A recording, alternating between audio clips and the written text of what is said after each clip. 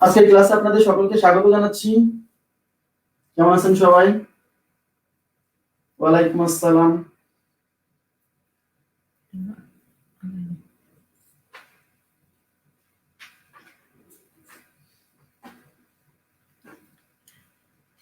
জি আলহামদুলিল্লাহ আমি ভালো আছি। আপনারা ভালো আছেন?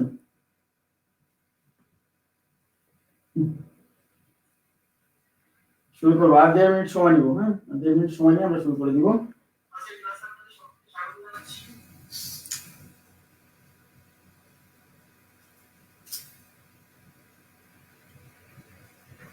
ওয়ালাইকুম আসসালাম।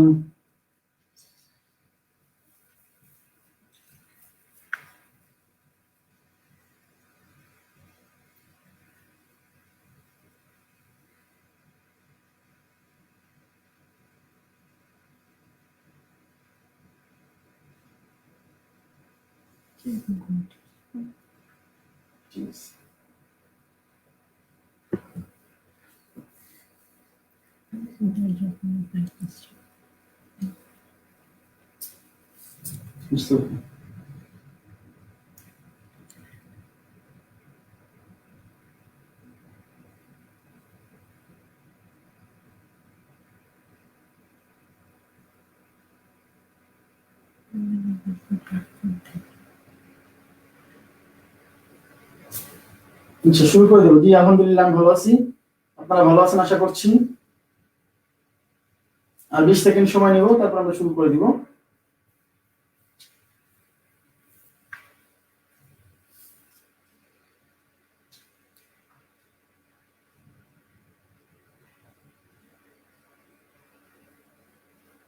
তো আজকে আমার এখানে একটু ঝামেলা হতে পারে, সেটা হচ্ছে আচ্ছা গোলাপি আক্তার, আপনার বাবা অসুস্থ। আচ্ছা আচ্ছা, ওনার বাবা অসুস্থ, আপনারা সবাই দোয়া করবেন যেন ওনার বাবাকে আল্লাহ সুস্থতা দান করেন।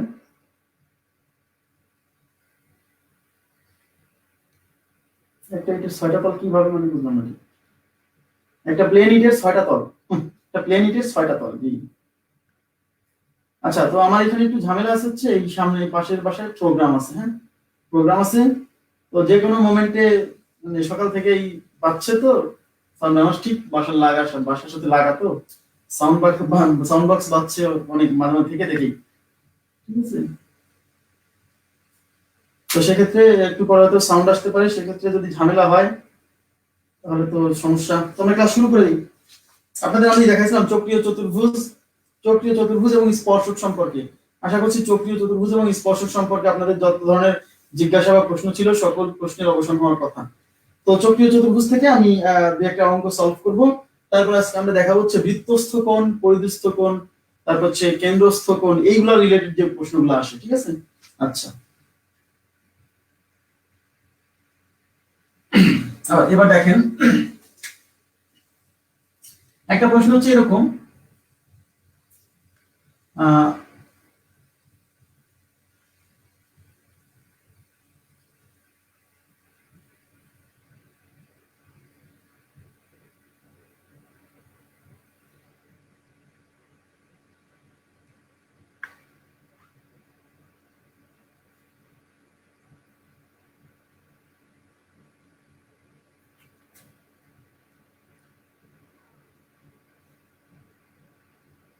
আচ্ছা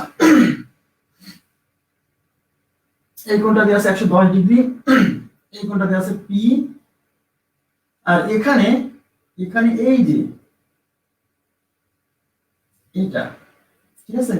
আচ্ছা এখানে নাম দিয়েছে এ বি সি ডি, ওকে।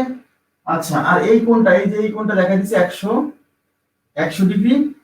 আর অঙ্কে বলছে যে এবিসিডি সাইক্লিক, এবিসিডি বৃত্তে, এবিসিডি একটা চতুর্ভুজ, কিন্তু এবিসিডি চতুর্ভুজটি বৃত্তে অন্তর্লিখিত।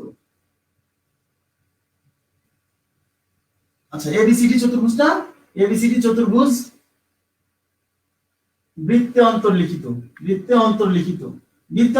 মানে কিন্তু বুঝতে পারবেন যে সাইক্লিক কোয়াড্রিলেটারাল, অর্থাৎ এবিসিডি চতুর্ভুজটা চার কোণা দিয়ে কিন্তু একটা বৃত্ত গেছে, সুতরাং এটা হচ্ছে একটা চক্রীয় চতুর্ভুজ। ঠিক আছে, তাহলে বৃত্তে অন্তর্লিখিত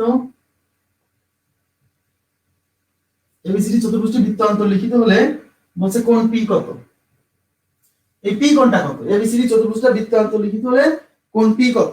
এখন প্রশ্ন হচ্ছে পি কোণ যদি আমরা বের করতে চাই তাহলে একটা জিনিস চিন্তা করেন, পি কোণ যদি এখানে আমি যদি নাম দেব তাহলে ও এ বি কিন্তু একটা ত্রিভুজ, যে ও এ বি একটা ত্রিভুজ, তাহলে ত্রিভুজের তিন কোণের সমষ্টি কত হয় 180 ডিগ্রি।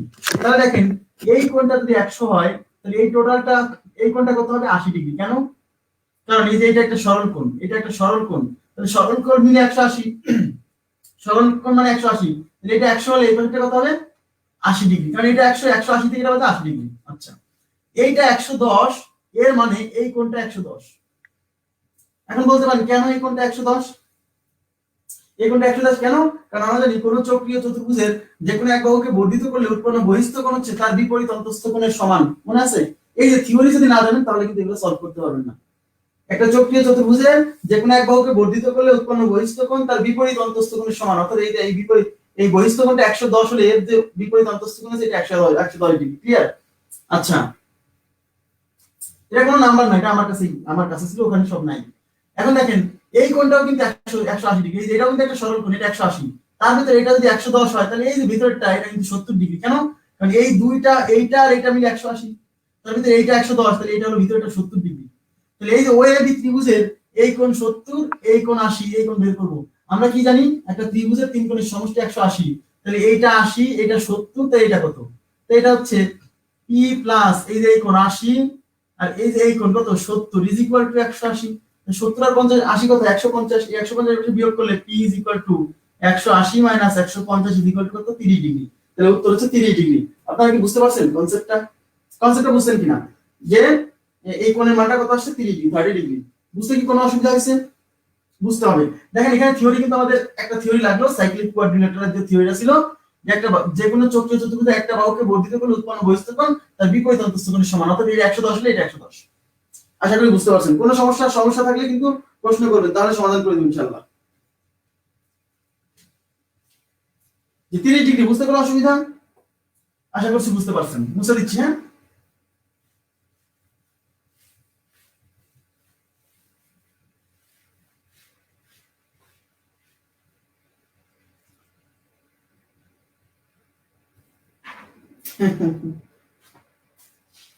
আচ্ছা এবার স্পর্শক সম্পর্কিত আরো দুটা থিওরি আছে, আপনারা একটু থিওরিটা স্ক্রিনে দিতে হবে।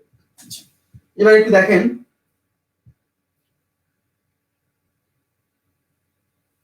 ওকে দেখেন এখানে আমি বলছি কোনটা দিতে হবে।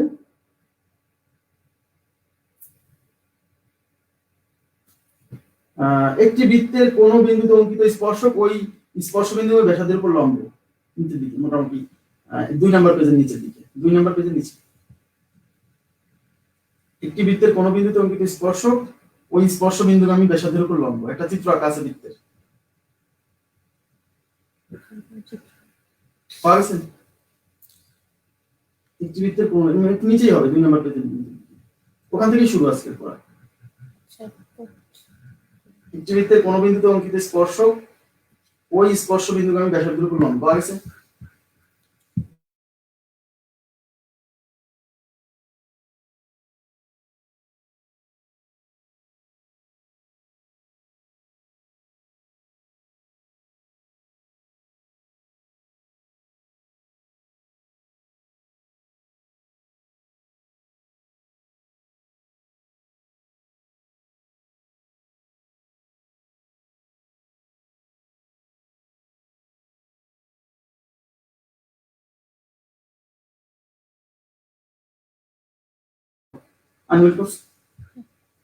আচ্ছা দেখেন এখানে স্ক্রিনে আসছে একটি বৃত্তের কোন বিন্দুতে অঙ্কিত স্পর্শক ওই স্পর্শবিন্দুগামী ব্যাসার্ধের উপর লম্ব। একটি বৃত্তের কোন বিন্দুতে অঙ্কিত স্পর্শক ওই স্পর্শবিন্দুগামী ব্যাসার্ধের উপর লম্ব। Very very important. দেখেন একটা বৃত্তের কোন বিন্দুতে যদি আমি স্পর্শক আঁকাই, কোন বিন্দুতে, ধরেন আমি এই বিন্দুতে স্পর্শক আঁকাচ্ছি, তাহলে এই বিন্দুতে এই যে স্পর্শক আঁকালাম। স্পর্শক মানে বুঝে গেছেন যে স্পর্শক হচ্ছে একটা সরলরেখা যা বৃত্তের কোন মানে বৃত্তের একটা বিন্দুতে স্পর্শ করে যায়। তাহলে এই স্পর্শকটা কিন্তু এই বৃত্তের সব বিন্দুতে স্পর্শক না, এই স্পর্শকটা কিন্তু শুধু এই বিন্দুতে অঙ্কিত স্পর্শক। আমি বলছিলাম যে একটা বৃত্তের একটা বিন্দুতে শুধু কি একটা স্পর্শক আঁকা যায়, বোঝা গেছে বিষয়টা? আচ্ছা, তাহলে একটা বৃত্তের এটা হচ্ছে বৃত্তের কেন্দ্র যদি হয়, এখন এই বৃত্তের এই কেন্দ্র থেকে পরিধি পর্যন্ত দূরত্ব কিন্তু ব্যাসার্ধ, এটা ব্যাসার্ধ, এটা ব্যাসার্ধ, এটা ব্যাসার্ধ, এরকম সবই কিন্তু ব্যাসার্ধ। এরকম ব্যাসার্ধ আঁকা যাবে কতগুলা? অসংখ্য, কোটি কোটি ব্যাসার্ধ আঁকা যাবে, তাই কিনা? তাহলে যদি আমি এইখান থেকে এই যে বৃত্ত, এই দেখেন এটা ধরি ও কেন্দ্র বিশিষ্ট বৃত্ত হয়, তাহলে এখান থেকে যদি এই স্পর্শ এইখানে ব্যাসার্ধ আঁকি, এই যে স্পর্শ বিন্দু আমি ব্যাসার্ধ, তার মানে বলছে আমি যদি ব্যাসার্ধ তো অনেক আছে, একটা বৃত্তের তো ব্যাসার্ধ কোটি কোটি, কেন্দ্র থেকে পরিধি পর্যন্ত এই দূরত্ব প্রত্যেকটাই ব্যাসার্ধ।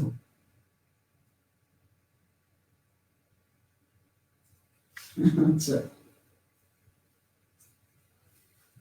আচ্ছা, মনির হোসাইন ভাইয়া, কিছু মনে করেন না, ও আসলে আমার খুবই পরিচিত, আমার খুবই প্রথম স্টুডেন্ট। হ্যাঁ, ও আমার হচ্ছে আমি 2012 সালে যখন 11 সালে পড়ানো শুরু করি, ও আমার হচ্ছে স্টুডেন্ট ছিল। হয়তো ফান করেই বলছে, কিছু মনে করেন না। হ্যাঁ, আসলে আমার খুব প্রিয় একজন ছাত্র সেই শুরু থেকে, এই জন্য হয়তো বলে ফেলছে, ঠিক আছে, কিছু মনে করেন না। আচ্ছা, তাহলে দেখেন এই যে আমি বলছি কেন্দ্র থেকে এই পরিধি পর্যন্ত এই দূরত্ব গুলোকে বলা হচ্ছে ব্যাসার্ধ। তাহলে কেন্দ্র থেকে এই পরিধি পর্যন্ত দূরত্ব এরকম ব্যাসার্ধ কিন্তু অসংখ্য আছে, হাজার হাজার, কোটি কোটি, ঠিক আছে, ইনফাইনাইট নাম্বার অফ ব্যাসার্ধ আঁকা যাবে। তার ভেতর যে ব্যাসার্ধটা এই যে স্পর্শ, মানে এই স্পর্শকটা যে বিন্দুতে স্পর্শ করছে, যে ব্যাসার্ধটা ওই বিন্দু দিয়ে যাবে, সেই ব্যাসার্ধটা এই স্পর্শকের উপর লম্ব হবে, মানে এটা 90 ডিগ্রি হবে। আমার কথা কি বুঝতে পারছেন? তাহলে বোঝার চেষ্টা করেন। তাহলে আবার বলছি যে কোন মানে কোন বৃত্তের একটা স্পর্শ বিন্দুগামী ব্যাসার্ধের উপর লম্ব, মানে আমরা যদি কোন বৃত্তের একটা বিন্দুতে একটা স্পর্শক আঁকায় ফেলি, ঠিক আছে, স্পর্শক আঁকি, তাহলে স্পর্শ বিন্দুগামী যে ব্যাসার্ধটা, মানে স্পর্শ বিন্দুগামী ব্যাসার্ধ মানে বুঝছেন, মানে এই স্পর্শকটা বৃত্তকে যে বিন্দুতে স্পর্শ করছে, সেই বিন্দু দিয়ে যদি একটা ব্যাসার্ধ আঁকি, তাহলে ওই স্পর্শ বিন্দুগামী যে ব্যাসার্ধ সেইটা আর এই স্পর্শকটা পরস্পর কি হবে? লম্ব হবে। এই কনসেপ্টটা বুঝতে হবে। এই জন্য বলছে দেখেন, একটি বৃত্তের কোন বিন্দুতে অঙ্কিত স্পর্শক ওই স্পর্শ বিন্দুগামী ব্যাসার্ধের উপর লম্ব, মানে কোন বিন্দুতে যদি এই স্পর্শক আঁকায়, সেই স্পর্শক ওই স্পর্শ বিন্দু দিয়ে যে ব্যাসার্ধটা গেছে, সেই ব্যাসার্ধের উপরে এই স্পর্শকটা কি হবে? লম্ব হবে। ভেরি ভেরি ইম্পর্টেন্ট থিওরি, অনেক জায়গাতে এটা কাজে লাগবে। কোন বৃত্তের কোন বিন্দুতে অঙ্কিত স্পর্শক, সেই স্পর্শকটা ওই স্পর্শ বিন্দুগামী যে ব্যাসার্ধ, সেই স্পর্শ বিন্দুগামী ব্যাসার্ধের উপর লম্ব। এটা খুব গুরুত্বপূর্ণ, অনেকে জিনিস এটাকে বুঝতে পারে না যে কি কথা বলা আছে। কথাটা হচ্ছে কি, একটা বৃত্তের কোন বিন্দুতে যে স্পর্শক আঁকাবো, সেই স্পর্শক আর ওই যে বিন্দু স্পর্শ করছে, ওই বিন্দু দিয়ে যে ব্যাসার্ধটা যাবে, ব্যাসার্ধ তো এরকম কোটি কোটি ব্যাসার্ধ আছে, তার ভিতর যে ব্যাসার্ধটা ওই স্পর্শ বিন্দু দিয়ে যাবে, সেই ব্যাসার্ধটা আর এই স্পর্শকটা লম্ব। বোঝা গেছে এবার? আচ্ছা, এখন প্রশ্ন হচ্ছে যদি আমি আরেকটা বৃত্ত আঁকাই, আরেকটা বৃত্তের ধরেন আমি এখানে স্পর্শক আঁকালাম, এই বিন্দুতে স্পর্শক আঁকালাম, এই বিন্দুতে স্পর্শক আঁকালাম, তাহলে এটা কিন্তু একটা স্পর্শক এই বিন্দুতে, তাহলে এখন কিন্তু এই স্পর্শকের উপর লম্ব হবে না, এখন এই যে এই স্পর্শ মানে এই ব্যাসার্ধের উপর লম্ব, মানে স্পর্শকটা আর যে বিন্দু স্পর্শ করছে ওই বিন্দু দিয়ে যে ব্যাসার্ধটা যাবে সেটার উপর লম্ব হবে। এবার ক্লিয়ার আছে সেটা? আচ্ছা, আশা করি বুঝতে পারছেন। তার মানে আমরা চিত্র যদি আঁকাই, দেখুন শীটে চিত্র দেওয়া আছে, খেয়াল করবেন। যদি আমরা চিত্র দিয়ে বুঝি, পিক্টোরিয়ালি যদি বোঝার চেষ্টা করি,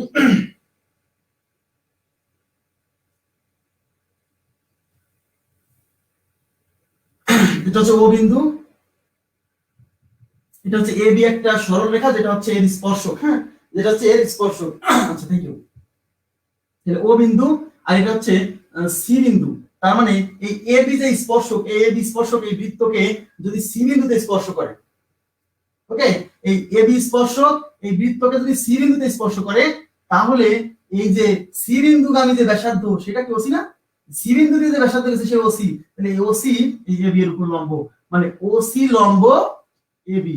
এই যে এটা হলো লম্ব চিহ্ন, ওসি, এই ওসি আর এবি কি পরস্পর লম্ব। আশা করি বুঝতে পারছেন। তাহলে আমি এটাও বলতে পারি যে ওসি এই বিসি এই টুকের উপর লম্ব। ওকে ফাইন, কেন? এই কোণটা 90 ডিগ্রি। আশা করি আপনারা সবাই বুঝতে পারছেন। এবার দেখেন এই যে স্পর্শ বিন্দুগামী ব্যাসার্ধের উপর লম্ব। আচ্ছা, এখন আর একটা থিওরি আমরা করব, তারপরে এই রিলেটেড কয়েকটা অঙ্ক করব। তারপরে থিওরিটা, নোটের পরের থিওরিটা দেওয়া হোক, নোটের পরে। থিওরি। বৃত্তের বহিস্থ কোনো বিন্দু থেকে যদি বৃত্তের উপর সর্বোচ্চ দুটি স্পর্শক আঁকা যায়, পাচ্ছেন? আচ্ছা, বৃত্তের বহিস্থ কোনো বিন্দু থেকে, বৃত্তের বহিস্থ মানে কি, বৃত্তের বাইরের কোনো বিন্দু থেকে, এটা যদি একটা বৃত্ত হয়, এই বৃত্তের বহিস্থ কোনো বিন্দু থেকে মানে এই বৃত্তের বাইরের কোনো বিন্দু থেকে এই বৃত্তের উপর সর্বোচ্চ দুইটা স্পর্শক আঁকা যাবে। মনোযোগ দেন, বৃত্তের বহিস্থ কোনো বিন্দু থেকে বৃত্তের উপর সর্বোচ্চ দুইটা স্পর্শক আঁকা যাবে, দুইটা। ঠিক আছে, এসি লম্ব, এবি লম্ব, ওসি। হ্যাঁ, এবি লম্ব, ওসি, কোনো সমস্যা নেই। আচ্ছা, তাহলে বৃত্তের বহিস্থ কোনো বিন্দু থেকে যদি আমরা এর উপর স্পর্শক আঁকি, তাহলে এই একটা স্পর্শক এই পাশ দিয়ে একটা স্পর্শক হবে, আবার এই পাশ দিয়ে একটা স্পর্শক হবে। তার মানে বৃত্তের আর কোনো বিন্দু আর কিন্তু স্পর্শক হবে না। আর যদি এইভাবে আঁকান, ছেদক হয়ে যাবে, ছেদক হয়ে যাবে। এইভাবে আঁকান, ছেদক হয়ে যাবে। বা এই পাশ দিয়ে যান, তাহলে এর সাথে স্পর্শই করবে না। কেন? এর নিচ দিয়ে যদি যায় তাহলে স্পর্শই করবে না, আর এটার উপর দিয়ে যদি যায় তাহলে ছেদক হয়ে যাবে। তার মানে বৃত্তের বহিস্থ কোনো বিন্দু থেকে যদি আমরা বৃত্তের উপর স্পর্শক আঁকাই, তাহলে দুইটা স্পর্শক আঁকানো যাবে, একটা এই পাশ দিয়ে, একটা এই পাশ দিয়ে। ক্লিয়ার? তাহলে বৃত্তের বহিস্থ কোনো বিন্দু থেকে সর্বোচ্চ দুইটা স্পর্শক আঁকানো পসিবল, এর বেশি সম্ভব না। আচ্ছা, এখন প্রশ্ন হলো, সবাই মনোযোগ দেন, এই যে বৃত্তের বহিস্থ কোনো বিন্দু, ধরেন ও কেন্দ্র বিশিষ্ট বৃত্ত, ও কেন্দ্র বিশিষ্ট বৃত্ত, ঠিক আছে? আচ্ছা, এরপরে থিওরিটা দেওয়া হোক। বৃত্তের বহিস্থ কোনো বিন্দু থেকে বৃত্তে দুইটি স্পর্শক টানলে ওই বিন্দু হতে স্পর্শ বিন্দু দ্বয়ের দূরত্ব সমান, বুঝছেন? আচ্ছা, এই যে দেখেন, বৃত্তের বহিস্থ কোনো বিন্দু, এই বহিস্থ কোনো বিন্দু থেকে বৃত্তে তো দুইটা স্পর্শক আঁকানো সম্ভব কিনা? তাহলে এই যে দুইটা স্পর্শক আঁকাইছি, এতে স্পর্শ করছে কোন বিন্দুতে? দেখেন, এই স্পর্শকটা মোটামুটি এই বিন্দুতে স্পর্শ করছে, আর এই স্পর্শ কিন্তু এই বিন্দুতে স্পর্শ করছে। তাহলে কি বলছে দেখেন, বৃত্তের বহিস্থ কোনো বিন্দু, ধরেন এটা হলো, এখানে দেওয়া আছে, চিত্রে দেওয়া আছে, এটা হলো পি বিন্দু, আর স্পর্শ করছে এখানে এ বিন্দুতে, আর এই স্পর্শকটা স্পর্শ করছে এখানে বি বিন্দুতে। আচ্ছা, এখন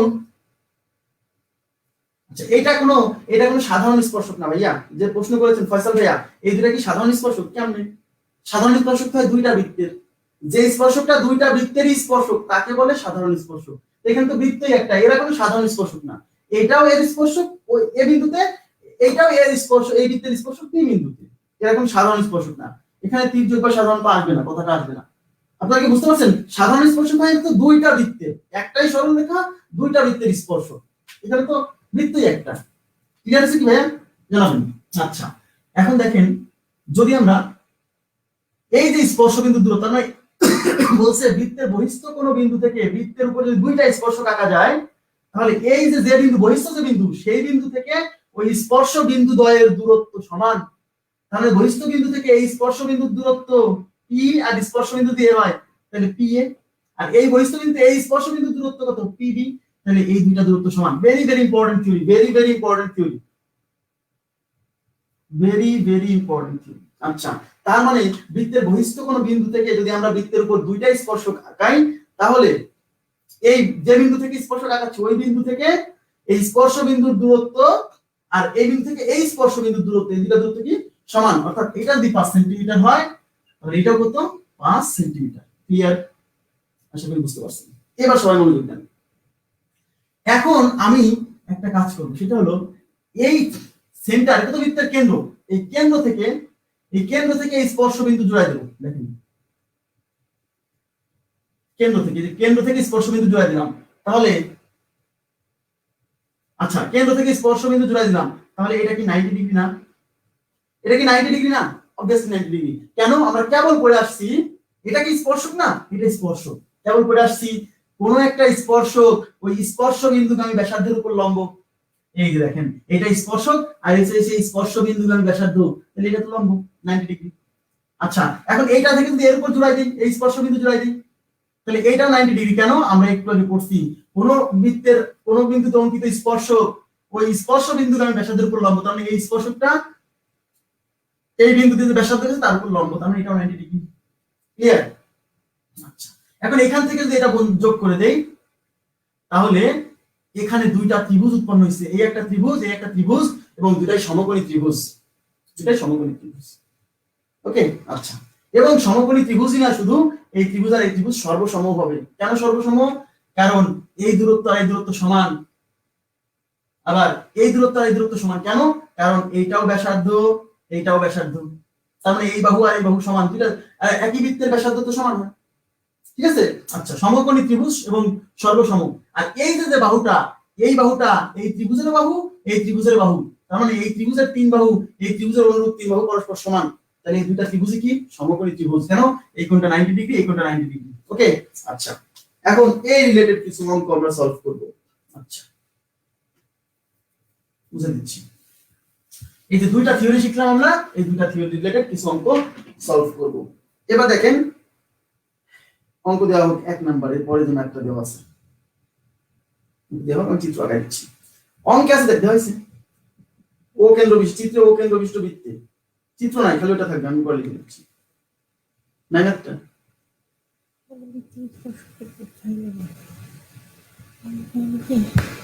এখানে কিছুই নেই। আর এবার একটা ফাইল হয়েছে হয়তো পরবর্তী ফাইলটা ও কেন্দ্র চিত্রে, ও কেন্দ্র বিশিষ্ট বৃত্ত পাওয়া গেছে।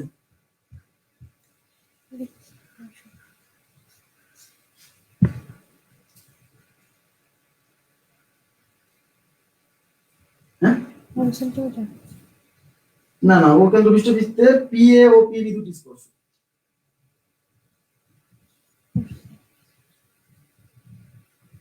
দেখতে মনে হচ্ছে না, কারণ চিত্র ভালো আঁকা হয়নি, তাই দেখতে মনে হচ্ছে পাওয়া যাচ্ছে না। আচ্ছা, ঠিক আছে। আচ্ছা, একটু দেখেন, আপনাদের শীটে আছে, আপনারা বুঝতে পারবেন। এরকম একটা ম্যাথ আছে, যে দেখে মনে হচ্ছে না, কারণ আমার চিত্র আঁকা ভালো হয়নি ভাই। এই যে এটা যদি পি হয়, এটা পি বিন্দু। ওকে। আচ্ছা, এটা হচ্ছে ও কেন্দ্র বিশিষ্ট বৃত্ত দেওয়া আছে।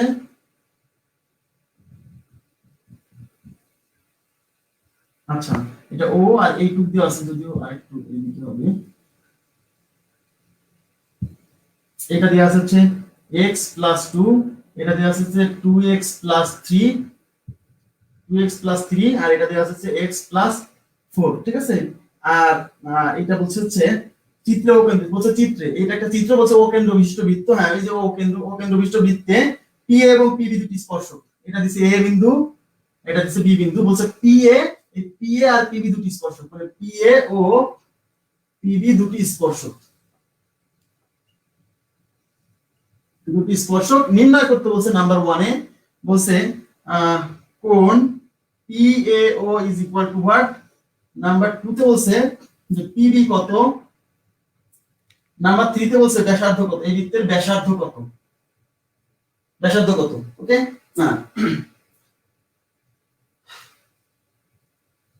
আচ্ছা, ব্যাসার্ধ কত।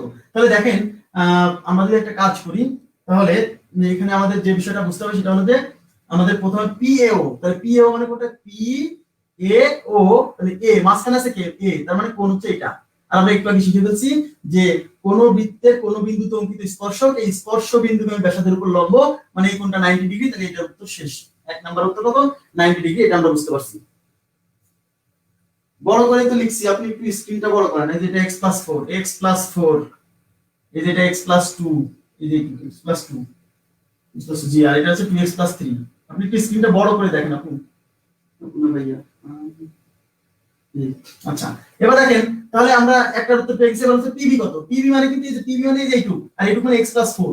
তার মানে পিবি কত, মানে পিবি মানে x+4 কত। তাহলে এটা যদি বের করতে হয় x লাগবে, তার জন্য আমাদের x বের করতে হবে। এখন x বের করার আমাদের একটা থিওরি আমরা এখানে পেয়ে গেছি, কি এই যে PA আর এই PB কি সমান, তার মানে এইটা আর এটা সমান। আমরা তো জানি কোন বহিস্থ কোন বিন্দু থেকে এই স্পর্শ বিন্দুর দূরত্ব আর এই স্পর্শ বিন্দুর দূরত্ব কি হয়, সমান হয়। তার মানে এইটা আর এটা সমান। তাহলে PA = PB। তার মানে 2x + 3 = x + 4। এই x গুলো এক পাশে নিয়ে আসি, তাহলে 2x, এই x এসে -x এই 4, আর এই 3 এর পাশে -3। তার মানে 2x থেকে x গেলে x = 1। তার মানে x এর মান কত বেরিয়েছে, 1। x এর মান 1 বেরিয়েছে। এখন আমার লাগবে তো PB, তাহলে PB কত, x + 4। তাহলে অতএব PB = x + 4 x + 4, x এর মান কত, 1। তাহলে 1 + 4 কত, 5 সেন্টিমিটার। তার মানে পিবি মান হচ্ছে 5 সেন্টিমিটার। তাহলে 2 নম্বর অঙ্কের সব শেষ। তাহলে পিবি মান কত, 5 সেন্টিমিটার। জি, থ্যাংক ইউ ভেরি মাচ। আচ্ছা, এখন প্রশ্ন হচ্ছে পিবি যদি 5 সেন্টিমিটার হয়, এখন আমাদের নির্ণয় করতে বলছে কার মান, বলছে ব্যাসার্ধ কত। ব্যাসার্ধ মানে এই কেন্দ্র থেকে পরিধি পর্যন্ত দূরত্ব হলো ব্যাসার্ধ। তাহলে এই ব্যাসার্ধ দেওয়া আছে কত, x+2। তার মানে এই ব্যাসার্ধ OB বা OA, যে কোনো একটা বের করলে হবে, OA। কিন্তু আমরা তো OA এর জায়গা দেয়া নাই, কিন্তু এটা দিয়েছে x + 2, তাহলে এটাও যা এটাও তাই, তাহলে এটা বের করা মানে এটা বের করা মানে ব্যাসার্ধ বের করা, অর্থাৎ আমার এই মানটা বের করতে হবে, অর্থাৎ x + 2, তার মানে ব্যাসার্ধ হলো x + 2, তাহলে অতএব ব্যাসার্ধ x + 2, তাহলে x এর মান কত 1 2, তার মানে কত 3 সেন্টিমিটার, তার মানে ব্যাসার্ধ হচ্ছে 3 সেন্টিমিটার আর এইটা দৈর্ঘ্য হচ্ছে কত 5 সেন্টিমিটার। যদি বলতো এই পি এ কত 5 সেন্টিমিটার, কিভাবে 5 সেন্টিমিটার, এদিকে বসায় দেখেন 2 × 1, 2 × 1 = 2 + 3 3 × 2 = 5। ক্লিয়ার? আশা করি বুঝতে পারছেন সবাই। তাহলে এই যে ধরেন এই থিওরি, এখন এই থিওরিগুলো আপনাকে জানতে হবে যে এটা যে লম্ব হয়, তারপরে এই যে এইটুক আর এইটুক যে সমান হয়, এই কনসেপ্টগুলো জানতে হবে, ঠিক আছে? আচ্ছা মুছে দিচ্ছি। বহিস্থ কোন বিন্দু থেকে বৃত্তের উপর অঙ্কিত স্পর্শ বিন্দুগামী ব্যাসার্ধের উপর লম্ব। জি ওকে। আচ্ছা এবার আমরা পরবর্তী অঙ্কটা দেখছি। পরবর্তী অঙ্কটা দেখেন, এখানে আছে ও কেন্দ্র বিশিষ্ট বৃত্তটা দেওয়া আছে। ও কেন্দ্র বিশিষ্ট বৃত্তে এই যে এটা একটা স্পর্শক, এটা একটা স্পর্শক, হ্যাঁ, আর এটা হচ্ছে সেই স্পর্শ বিন্দু, আর এই যে এটা দেওয়া আছে এখানে হচ্ছে এ, এটা দেওয়া আছে 4a, আর এটা হলো বি বিন্দু, আর এটা হচ্ছে এ, এটা দেওয়া আছে সি বিন্দু, এটা হচ্ছে ও বিন্দু। এই ও কেন্দ্র বিশিষ্ট বৃত্তে বলছে OCB কত, OCB is equal to what? এই ও কেন্দ্র বিশিষ্ট বৃত্তে OCB is equal to what? আচ্ছা OCB is equal to what? এই OCB মানে এই কোণটা, তাহলে এই কোণটা আমাকে যদি বের করতে হয় তাহলে আমার তো বুঝতেই পারছেন, আমরা বুঝে গেছি এটা 90 ডিগ্রি, এটা একটা সমকোণী ত্রিভুজ, মানে ত্রিভুজ OBC সমকোণী। আমরা কি করে বুঝছি সমকোণী? কারণ আমরা জানি এই যে এটা স্পর্শক, এই স্পর্শ বিন্দুগামী ব্যাসার্ধের উপর লম্ব, মানে এই কোণটা 90, আর কোন ত্রিভুজের একটা কোণ 90 ডিগ্রি হওয়া মানেই হচ্ছে সেটা সমকোণী ত্রিভুজ হওয়া। আর আমরা সবাই জানি তাহলে সমকোণী ত্রিভুজের এটা হলো 90 ডিগ্রি, আর এই কোণ আর এই কোণ সূক্ষ্ম কোণ, আর আমরা সবাই জানি সমকোণী ত্রিভুজের এই সূক্ষ্ম কোণ দ্বয় হয় পূরক। সমকোণী ত্রিভুজের এই সূক্ষ্ম কোণ দ্বয় পূরক, মানে এই দুইটা কোণের সমষ্টি 90 ডিগ্রি। তার মানে এই 4a + a is equal to 90 degree, তাহলে 4a + a is equal to 90, তার মানে 5a is equal to 90, তাহলে a is equal to 5 18 তে 90, তার মানে এর মান কত 18 ডিগ্রি। ভাইয়া এর মান বের হইছে মানেই কিন্তু এই কোণটা a দেয়া ছিল, তার মানে এই OCB কোণটাই বের হইছে। দেখেন এর মান বের হইছে মানেই কিন্তু OCB বের হইছে, কেন এই OCB কোণের মান দেয়া ছিল a, তাহলে এর মান 18, এর মানে OCB কোণের মান কত 18 ডিগ্রি। 16 কিভাবে 18 degree, thank you very much, 18 degree 18। Okay এখন যদি বলতে এটা কত, ওকে ফাইন, এ বের করছেন 18, এবার 4 × 18 4 18 কত 72, তাহলে এই কোণটা কত 72 ডিগ্রি। আশা করি বুঝছেন। শুধু একটা কনসেপ্ট আমরা জানতে পারলাম, মানে আমাদের এই কনসেপ্টগুলা প্রত্যেকটা থিওরি মানে একটা কনসেপ্ট। এই যে থিওরি এই কোণটা যে 90 মানে স্পর্শ, কোন বিন্দুতে অঙ্কিত স্পর্শক ওই বিন্দু দিয়ে যে ব্যাসার্ধটা গেছে সেই ব্যাসার্ধের উপর কি লম্ব।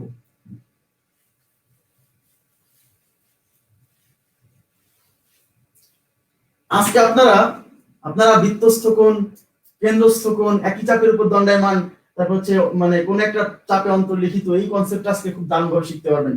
দেখা যাক যদি এদিকে সাউন্ড বাজনা শুরু না হয় তাহলে ইনশাআল্লাহ ক্লাসটা ভালোভাবে নিতে পারবো।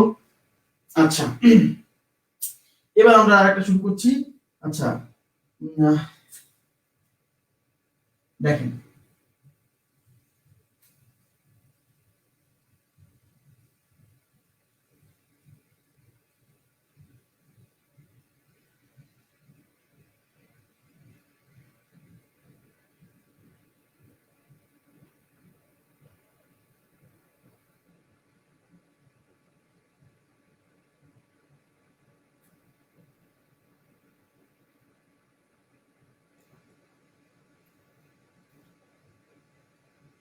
আচ্ছা এই যে ও কেন্দ্র বিশিষ্ট বৃত্ত, ও কেন্দ্র বিশিষ্ট বৃত্তের পরিধি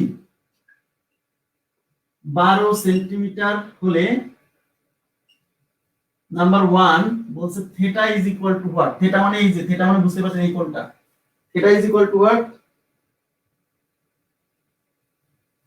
বৃত্তের, হ্যাঁ ওগুলো আছে তো, বৃত্তের ক্ষেত্রফল এত গুণ বৃদ্ধি পায়, ওগুলো আছে ভাইয়া আছে, ওগুলো হচ্ছে যে ক্ষেত্রফল যখন করাবো না কোন সময় এগুলো করে দিব, কোনো সমস্যা নেই।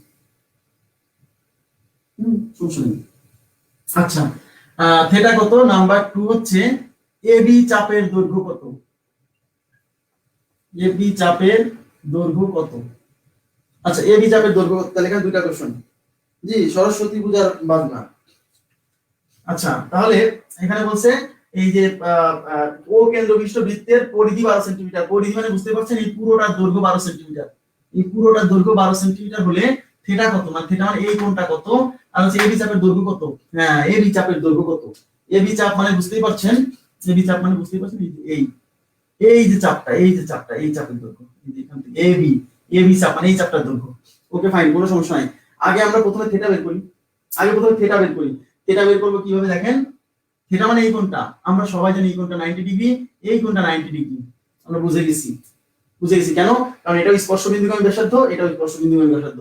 তাহলে এটা 90, এটা 90। এটা আমাদের দেওয়া না, কিন্তু বুঝতে পারছি, আমরা থিওরি জানি। হ্যাঁ, এবার দেখেন পি এ ও বি একটা চতুর্ভুজ। পি এ ও বি একটা চতুর্ভুজ, আর চতুর্ভুজের দৈর্ঘ্য, চতুর্ভুজের চার কোণের সমষ্টি কত হয়? ঠিক আছে, চতুর্ভুজের চার কোণ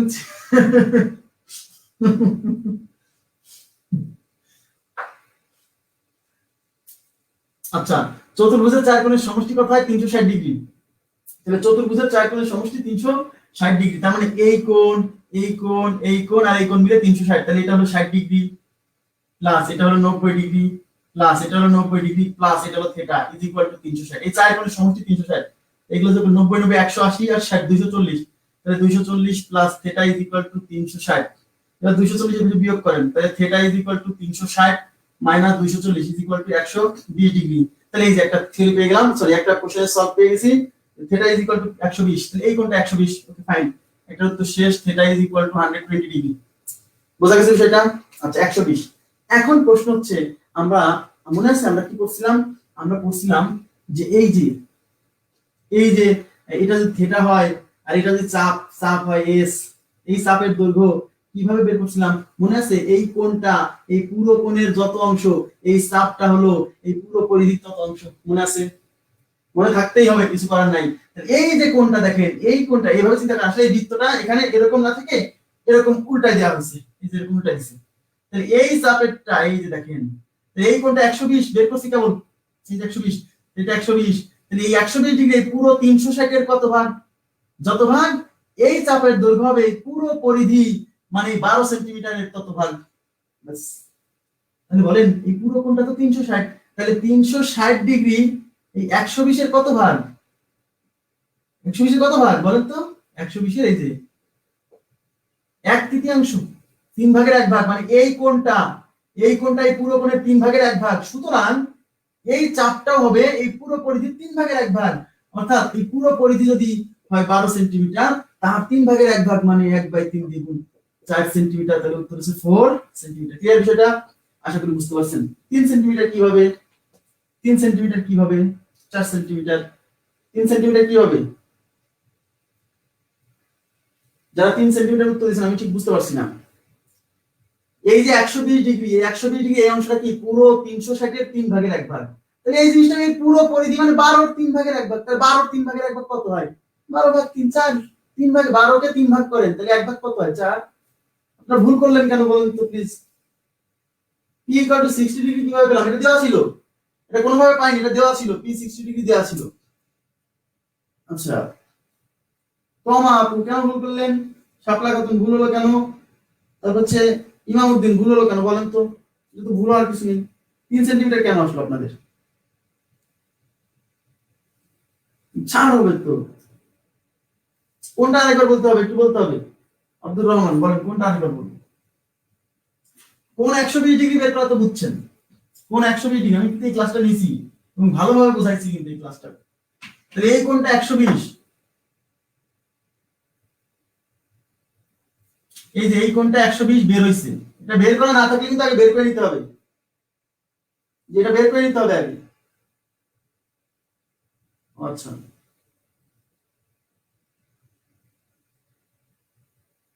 ঠিক আছে, তাই হয়, এটা হয়। আচ্ছা, এবার দেখেন এটা 120, এই 120 ডিগ্রি এই পুরো কোণ কত? 360 না? আমি কি বলছিলাম? এই কোণটা পুরো কোণের যত অংশ, এই চাপটা পুরো পরিধির তত অংশ। তাহলে এই কোণটাতে 120, এই যে এই কোণটাতে 120, তাহলে এই 120 এই 360 এর কত অংশ? 120 360 এর 1/3। মানে এই কোণটা হলো পুরো কোণ, পুরো 360 এর 1/3। তাহলে এই চাপটা হবে পুরো চাপের 1/3, সরি এই পুরো পরিধির 1/3। বুঝা গেছে? তাহলে পুরো পরিধির যদি 1/3 হয় তাহলে পুরো পরিধি 12, একে 3 দিয়ে ভাগ করলেই তো ভাই 1/3 4 সেন্টিমিটার। এটা তো প্রথম ক্লাসেই পড়াইছি বৃত্ত রিলেটেড, প্রথম ক্লাসে খুব দারুণ ভাবে বুঝাইছিলাম। আপনারা ক্লাস যারা দেখেন দেখে নেবেন তাহলে আগে। ওকে, আশা করি বুঝতে পারছেন সবাই।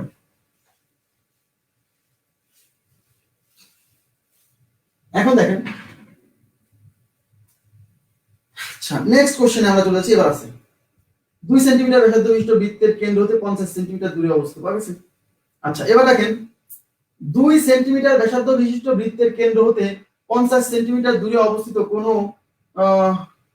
কেন্দ্র হতে 50 সেন্টিমিটার দূরে অবস্থিত কোন বিন্দু হতে অঙ্কিত স্পর্শকের দৈর্ঘ্য কত সেন্টিমিটার? আচ্ছা দেখেন 2 সেন্টিমিটার ব্যাসার্ধ বিশিষ্ট বৃত্তের কেন্দ্র হতে 50 সেন্টিমিটার দূরে অবস্থিত কোন বিন্দু হতে অঙ্কিত স্পর্শকের দৈর্ঘ্য, মানে বিষয়টা এরকম 2 সেন্টিমিটার ব্যাসার্ধ, 2 সেন্টিমিটার ব্যাসার্ধ মানে এই আর এর মান 2 সেন্টিমিটার।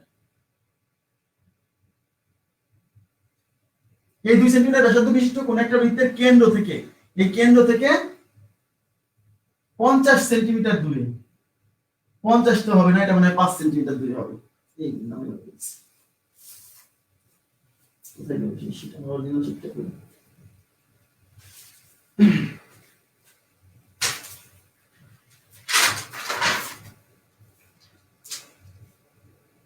5 সেন্টিমিটার দূরে, কারেকশন হবে 5 সেন্টিমিটার দূরে। হ্যাঁ 5 সেন্টিমিটার দূরে। আচ্ছা 2 সেন্টিমিটার ব্যাসার্ধ 5 সেন্টিমিটার দূরে করে দাও। 5 সেন্টিমিটার দূরে, 50 না, 5 সেন্টিমিটার।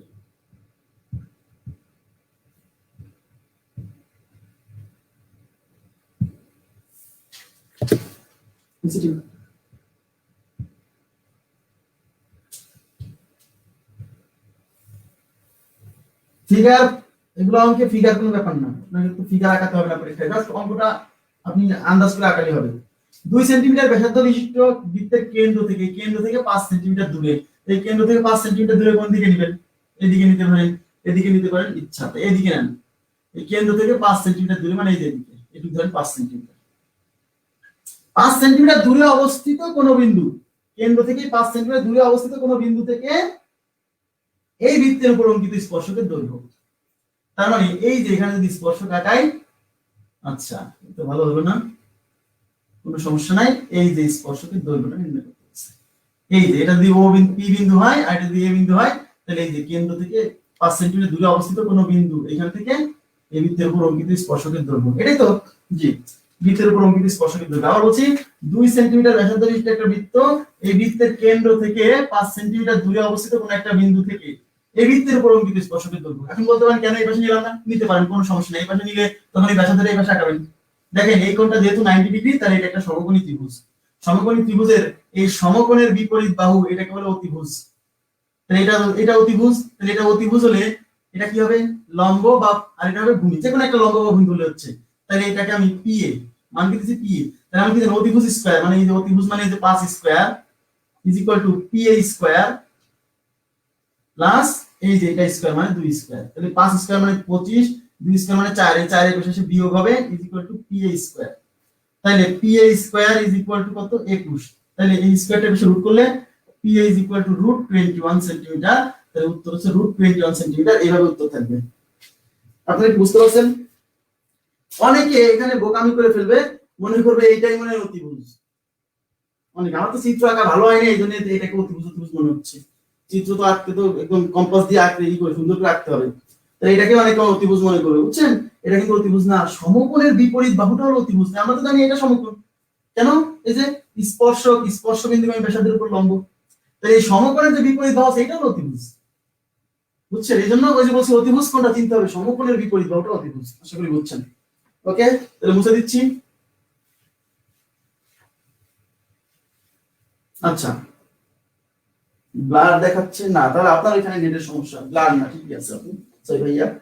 আচ্ছা 5 নাম্বার দেখেন তো, 5 এর আগে 6 নাম্বার ম্যাথটা দেওয়া। 6 নাম্বার ম্যাথে বলছে ও কেন্দ্র বিশিষ্ট বৃত্তে এবি, এ বিন্দুতে স্পর্শক পাওয়া গেছে।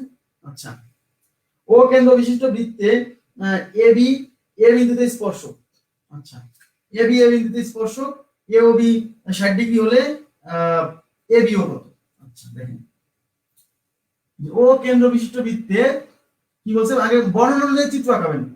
ও কেন্দ্র, এই যে ও কেন্দ্র বিশিষ্ট বৃত্ত, এখানে বলছে এ বি এ বিন্দুতে স্পর্শক, মানে এ বি একটা স্পর্শক যা কোন বিন্দুতে স্পর্শক, এ বি বিন্দুতে স্পর্শক। তার মানে ও কেন্দ্র বিশিষ্ট বৃত্তে এ বি একটা রেখা যা বি বিন্দুতে স্পর্শক। তার মানে এই বৃত্তের উপর বি নামে একটা বিন্দু আছে যার উপরে স্পর্শক হলো এ বি। এই যে তাহলে এটা এ আর এটা হলো বি।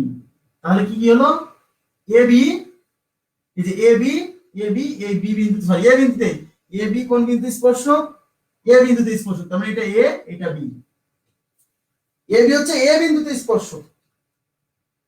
ও কেন্দ্র বিশিষ্ট বৃত্তে এ বি এ বিন্দুতে স্পর্শক, মানে এ বি রেখাটা এ বিন্দুতে স্পর্শক, এখানে বি হবে না, কারণ স্পর্শকটা হচ্ছে কোন বিন্দুতে স্পর্শ স্পর্শ করছে, এ বিন্দুতে স্পর্শ করছে।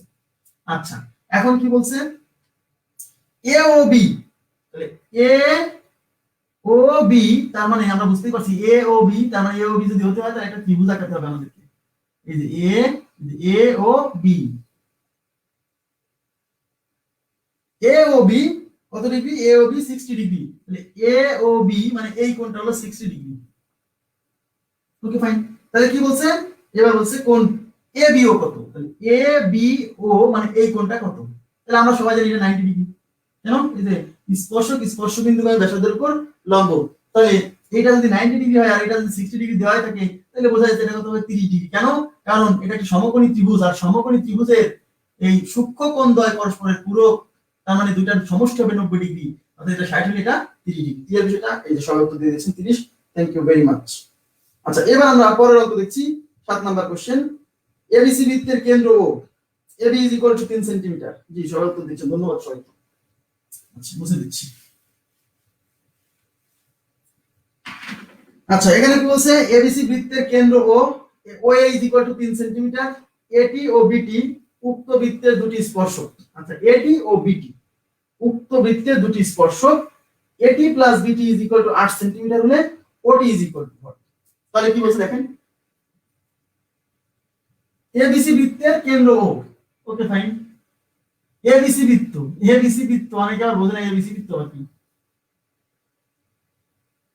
এবিসি বৃত্ত মানে হচ্ছে এই বৃত্তের উপর তিনটা বিন্দু আছে, একটা এ, একটা হলো বি, বি একটা হলো সি, এই যে এ বি সি বৃত্ত, মানে এই বৃত্তের পরিধির উপর তিনটা বিন্দু আছে যাদের নাম বলছে এ বি সি, এজন্য হচ্ছে এবিসি বৃত্ত।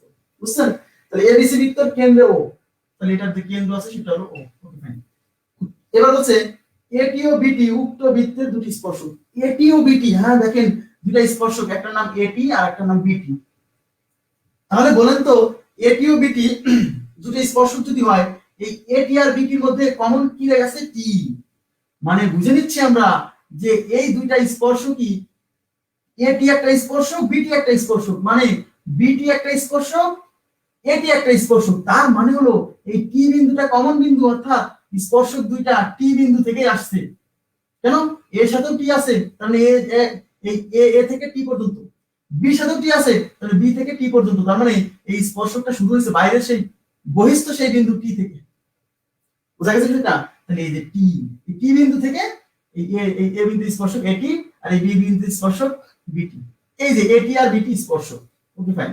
এবার হচ্ছে এটি প্লাস বিটি ইজ ইকুয়াল টু 8 সেন্টিমিটার হলে বলছে ওটি কত, ওটি মানে বুঝতে পারছো, এলো ও কেন্দ্র বিশিষ্ট বৃত্ত, ওটি ও হলো এটা, টি হলো এটা, ওটি মানে এইটা বের করতে বলছে। এখন টেকনিক্যালি আপনাকে এই যে দুইটা ত্রিভুজ বানাই ফেলতে হবে। বুঝা গেছে সেটা, দুইটা ত্রিভুজ বানাই ফেললাম।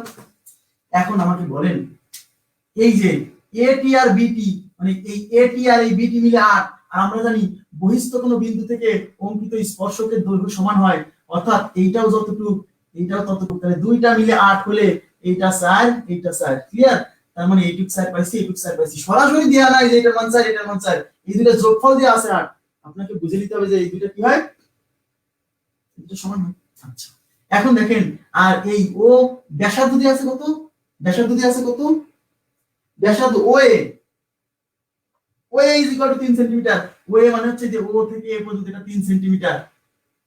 এবার হচ্ছে ওটি কত, ওটি মানে এইটা, তাহলে বলেন তো এই যে এটা কি একটা সমকোণী ত্রিভুজ না, এই যে এটা একটা সমকোণী ত্রিভুজ, বলেন সমকোণী ত্রিভুজ, এই কোণটা 90 আর সমকোণের বিপরীত বাহুটা অতিভুজ। তো অতিভুজ বের করতে হবে, দুই বাহু দিয়ে আছে 3 আর 4, আমরা জানি 3:4:5 এই অনুপাতে পড়ে গেছে, এটা 3 এটা 4, তাহলে এটা কত 5 সেন্টিমিটার। আশা করি বুঝতে পারছেন ক্লিয়ার বিষয়টা, এটা 5 সেন্টিমিটার। দেখছেন এই যে সেই অনুপাত, সমকোণী ত্রিভুজের 3 বাহু অনুপাত, সেটা এখানেও কাজে লেগে যাচ্ছে।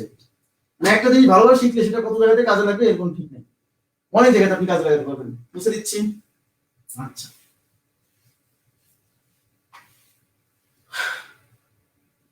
ওকে, সবাই উত্তর দিচ্ছেন, ভালো লাগছে। আচ্ছা এবার আমরা দেখব হচ্ছে 5 নাম্বার কোশ্চেনটা। দেখেন x ও y সেন্টিমিটার পরিধি বিশিষ্ট দুটি বৃত্ত পরস্পরকে বহিঃস্পর্শ করে, বৃত্ত দুটির কেন্দ্রের মধ্যবর্তী দূরত্ব কত? আচ্ছা কি বলছে দেখেন, x ও y সেন্টিমিটার পরিধি বিশিষ্ট দুটি বৃত্ত পরস্পরকে বহিঃস্পর্শ করে। আচ্ছা a ও b x ও y সেন্টিমিটার পরিধি বিশিষ্ট দুটি বৃত্ত পরস্পরকে বহিঃস্পর্শ করে, বৃত্ত দুটির কেন্দ্রের মধ্যবর্তী দূরত্ব কত?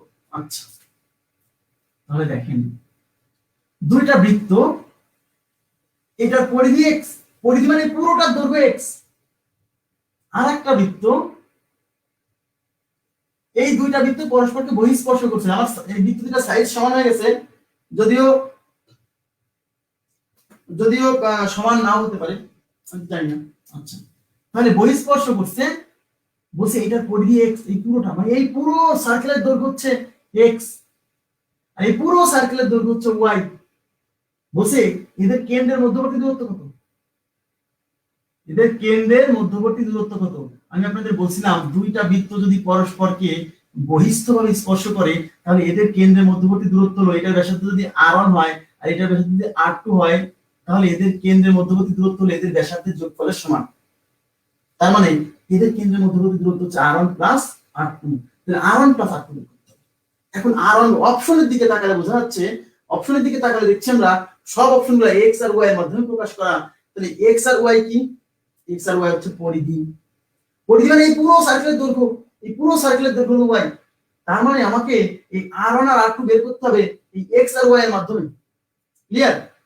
আচ্ছা তাহলে বলেন তো এইটার পরিধি, পুরো পরিধি, পরিধি মানে হলো 2πr, পরিধি মানে কি 2πr, কিন্তু এই বৃত্তের ব্যাসার্ধ কি r না r2? r2, তাহলে এই হলো 2πr2। তাহলে এই বৃত্তের পরিধি হলো 2πr2, আর এই 2πr2 হলো এই পরিধি, পুরো পুরো পরিধি দিয়ে আছে x, তার মানে এটা x। কেন? এটাও পরিধি, এই টোটালটাও কি পরিধি, তার মানে এটা যা এটাও তাই। এখান থেকে আমরা r2 বের করব, তাহলে r2 x ডিভাইডেড বাই 2π, তাহলে এখান থেকে আমরা r2 বের করে ফেললাম। একই ভাবে আমরা এখান থেকে r1 বের করে ফেলবো, এই পুরো পরিধি হচ্ছে ভাইয়া y, তাহলে এই বৃত্তের পরিধি তো 2πr, এই বৃত্তের পরিধি r না r1, এজন্য 2πr1 এইটাও পরিধি, আবার 2πr1 পরিধি, অর্থাৎ এই 2πr1 যা এই y পরিধিও তাই, তাহলে এটা ইকুয়াল টু y, তাহলে r1 y ডিভাইডেড বাই 2π। এখন বৃত্তের কেন্দ্রদ্বয়ের মধ্যবর্তী দূরত্ব মানে r1 প্লাস r2, তার মানে এই দুটো যোগ করলে যা আসবে তাই। অতএব কেন্দ্রদ্বয়ের মধ্যবর্তী দূরত্ব r1 plus r2 x by 2π plus 2y by 2π। তাহলে উপর থেকে 1 বাই 2π, 2π লসাগু, তাহলে 2π লসাগু নিলে x প্লাস y, তাহলে x plus y divide by 2π। কয় নাম্বার অপশন? 3 number option. জি 3 number option, x plus y divide by 2π। বুঝতে হবে বিষয়টা, দেখেন বুঝা গেছে কিনা। তাহলে দেখেন এখানে আমরা কত থিওরি জানি, এই যে দুইটা বৃত্ত পরস্পরকে বহিঃস্থভাবে স্পর্শ করলে যে তাদের কেন্দ্রদ্বয়ের মধ্যবর্তী দূরত্ব r1 প্লাস r2, এটা জানা লাগবে। আবার বৃত্তের পরিধি যে 2πr হয় এই বিষয়টা জানতে হবে, সেখান থেকে ব্যাসার্ধ বের করে যোগ আর কিছু না। আশা করি বুঝতে পারছেন। ওকে আচ্ছা মুছে দিচ্ছি।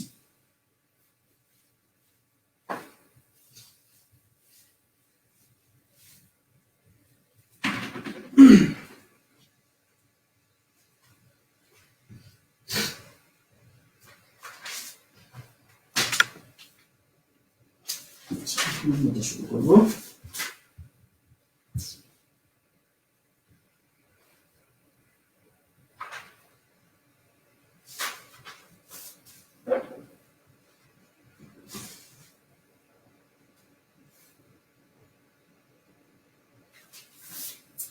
আচ্ছা এখন আমরা শুরু করব হচ্ছে খুব গুরুত্বপূর্ণ একটা টপিক, সেটা হচ্ছে একটা বৃত্তের কেন্দ্রস্থ কোণ আর হচ্ছে বৃত্তস্থ কোণ বা পরিধিস্থ কোণ। খুব গুরুত্বপূর্ণ, এবং আপনারা যদি এটা মনোযোগ দিয়ে ক্লাসটা করেন শেষ পর্যন্ত, আমি বললাম আপনার খুব মানে দারুণ লাগবে জিনিসটা। অনেক মজা পাবেন আজকে এই টপিকটা পড়লে, এবং খুব গুরুত্বপূর্ণ একটা টপিক।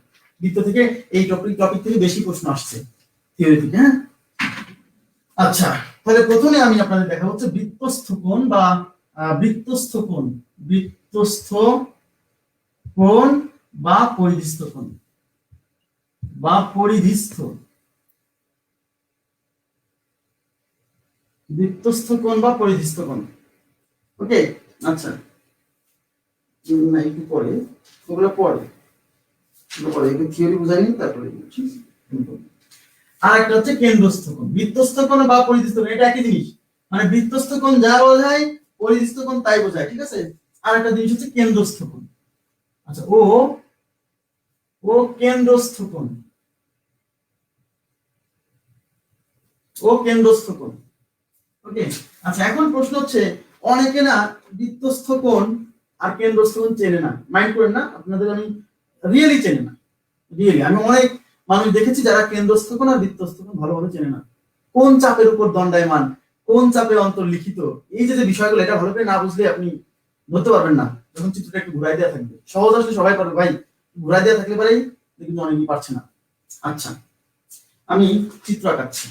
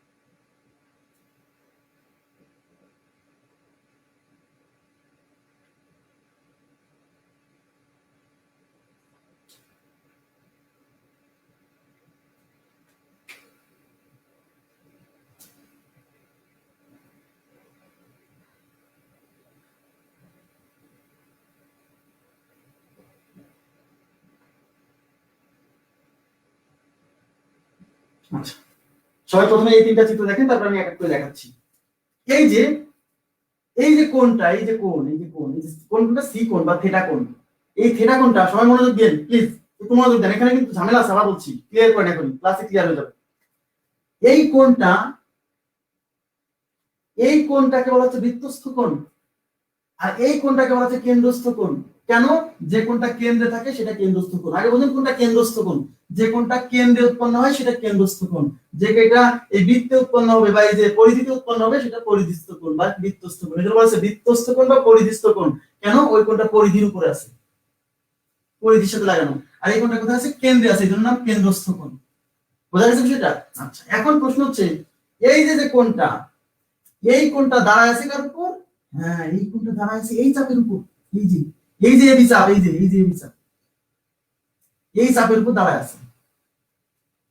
এই জন্য এই কোণটাকে আমরা বলবো হচ্ছে এবি চাপের উপর দণ্ডায়মান বৃত্তস্থ কোণ। আবার বলছি, এবি চাপের উপর দণ্ডায়মান। কেন? এই কোণটা দাঁড়ায় আছে, দেখেন এই দুইটা পা, এই কোণে দুই পা, এই কোণে দুই পা কার উপর দাঁড়ায় আছে? এই কোণে দুই পা এই এবি চাপের উপর দাঁড়ায় আছে। এই জন্য বলা হচ্ছে এই এবি চাপের উপর দণ্ডায়মান কি কোণ? বৃত্তস্থ কোণ। কেন? ওই কোণটা ওই বৃত্তের কাছে আছে বা পরিধির কাছে আছে, এই জন্য নাম হচ্ছে পরিধিস্থ কোণ বা বৃত্তস্থ কোণ। তাহলে কোন চাপের উপর দাঁড়ায় আছে? এই যে এক পা, এই যে এক পা, এই দুই পা দিয়ে এই এবি চাপের উপর দাঁড়ায় আছে। এই জন্য বলা হচ্ছে এবি চাপের উপর দণ্ডায়মান বৃত্তস্থ কোণ বা পরিধিস্থ কোণ। ওকে, এখন প্রশ্ন হলো, কিন্তু এই কোণটা এবি চাপের উপর দাঁড়ায় আছে, ঠিক আছে, কিন্তু এই যে চাপ, এই চাপের নাম কি? এই চাপটার নাম কি? এই চাপের নাম হচ্ছে এসিবি চাপ। এই কোণটাকে বলবো এসিবি চাপে অন্তর্লিখিত। আচ্ছা, তাহলে দণ্ডায়মান হলো এবি চাপের উপর, আর অন্তর্লিখিত মানে কোন চাপের উপর লেগে আছে, কোন চাপের সাথে লেগে আছে। তাহলে কোন চাপে লেগে আছে? এই কোণটা লেগে আছে কোন চাপে? এই চাপটাতে না? বুঝছেন কি আমার কথা? তার মানে একই সাথে আপনাকে মনে রাখতে হবে কোন চাপের উপর দাঁড়ায় আছে আর কোন চাপের উপর লেগে আছে, কোন চাপের সাথে লেগে আছে। তাহলে যে চাপের উপর দাঁড়ায় আছে এখানে তাহলে বলবো এই এবি চাপের উপর দণ্ডায়মান, আর এই এসিবি চাপে মানে এই যে চাপটা, এই এসিবি চাপে অন্তর্লিখিত। কেন? ওই চাপের সাথে, মানে এই কোণটা এসিবি চাপে অন্তর্লিখিত, মানে ওই চাপের সাথে লেগে আছে। এটা কি বোঝা গেছে? তার মানে এই কোণটাকে আমি বলছি এবি চাপের উপর দণ্ডায়মান, আর এই চাপটাই অন্তর্লিখিত। আশা করি বুঝছো। তাহলে দুইটা জিনিস মনে রাখতে হবে, একটা হলো একটা চাপের উপর দাঁড়ায় থাকবে, আর একটা চাপে অন্তর্লিখিত। তাহলে এখানে এবি এই চাপটার উপর দাঁড়ায় আছে, এই জন্য এবি চাপের উপর দণ্ডায়মান, আর এই চাপের সাথে লেগে আছে, এই জন্য এই এসিবি চাপ এই চাপের অন্তর্লিখিত। এটা কি বুঝছেন সবাই? আচ্ছা, এখন এই কোণটার ক্ষেত্রে যদি আসি, এই কোণটা দাঁড়ায় আছে কোন কোন বৃত্তের উপর চাপ পা দিয়ে, কোন চাপের উপর? এই দেখেন, এই যে এই এবি চাপের উপর পা দিয়ে দাঁড়ায় আছে। তাহলে এই কোণটা আবারও এবি চাপের উপর দণ্ডায়মান, আর এই যে এসিবি চাপে অন্তর্লিখিত। এসিবি চাপে অন্তর্লিখিত, এই যে এবি চাপের উপর দাঁড়ায় আছে, এই এবি চাপ, এই যে এই চাপটার উপর দাঁড়ায় আছে, দুই পাতে দাঁড়ায় আছে, আর এই চাপে অন্তর্লিখিত। ক্লিয়ার? আচ্ছা, আর এই কোণটা কিন্তু কি এবি চাপের উপর দাঁড়ায় আছে। কেন? এই কোণটাও কিন্তু এই কোণের এক পা এর উপর, এক পা বির উপর, তার মানে এই এবি চাপের উপর দণ্ডায়মান, কিন্তু এটা তো বৃত্তে নাই, এই জন্য এটাকে বলবো কেন্দ্রস্থ কোণ। কেন্দ্রস্থ কোণ, তার মানে এটা হচ্ছে এবি চাপের উপর দণ্ডায়মান কেন্দ্রস্থ কোণ, এটা হলো এবি চাপের উপর দণ্ডায়মান বৃত্তস্থ কোণ, এটা হলো এবি চাপের উপর দণ্ডায়মান বৃত্তস্থ কোণ। তাহলে এবি চাপের উপর দণ্ডায়মান কেন্দ্রস্থ কোণ, আর এটা হচ্ছে এবি চাপের উপর দণ্ডায়মান পরিধস্থ কোণ বা বৃত্তস্থ কোণ। তাহলে আমরা বুঝতে পারছি কোন চাপের উপর দাঁড়ায় থাকছে, কিভাবে থাকছে, এই কনসেপ্টটা কি বোঝা গেছে?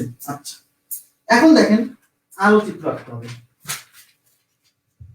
দেখেন,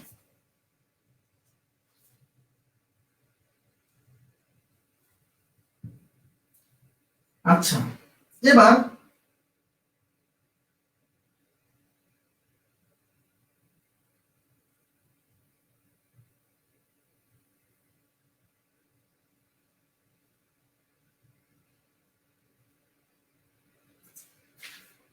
আচ্ছা, এখন প্রশ্ন হচ্ছে এই কোণটা কোন কোণ? এই কোণটাও কিন্তু এবি চাপের উপর দণ্ডায়মান। উল্টা ভাবে, এই যে এখানে যা আঁকাইছি সেটা উল্টা আছে, মানে এমন না যে সবসময় এরকম সোজা ভাবে দাঁড়ায় থাকবে, এরকম উল্টা করে দাঁড়ায় থাকতে পারে। তাহলে এই যে দুই ঠ্যাং যার উপর দাঁড়ায় থাকবে রে ভাই, দুই ঠ্যাং যার উপর দাঁড়ায় থাকবে সেই চাপে দণ্ডায়মান। তাহলে এই কোণটাও কিন্তু এই এবি চাপের উপর দণ্ডায়মান। কোন কোণ? কেন্দ্রস্থ কোণ। তাহলে এই কোণটা কিন্তু এবি চাপের উপর দণ্ডায়মান কেন্দ্রস্থ কোণ। হ্যাঁ, ঝামেলাটা বাঁধবে কখন দেখেন,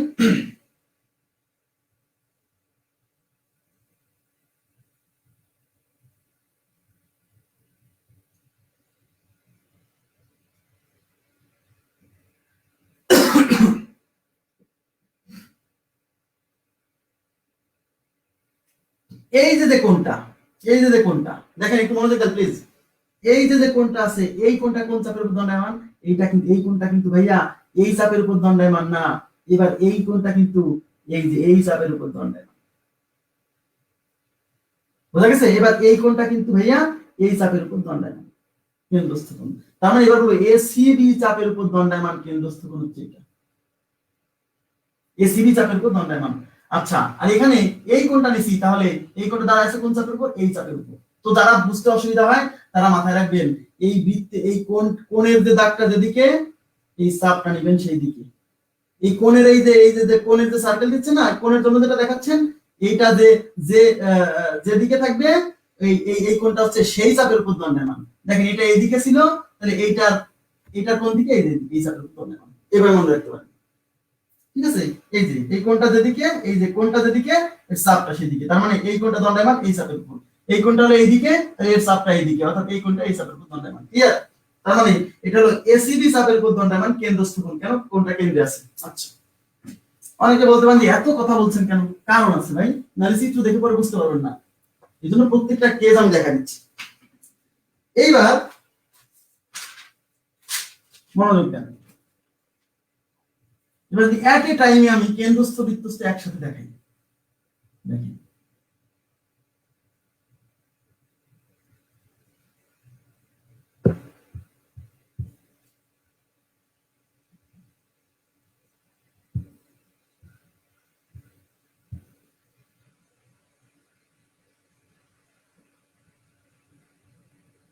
দেখেন এই যে এবি চাপ, আচ্ছা এই যে এবি চাপ, কোশ্চেনে ইন্ডিকেট নাও করে দিতে পারে, কোশ্চেনে ইন্ডিকেট করে দেখে দোকানে থাকলে আপনি বুঝতে পারবেন না, যদি না বোঝেন ভালো করে আমি দেখে দিচ্ছি।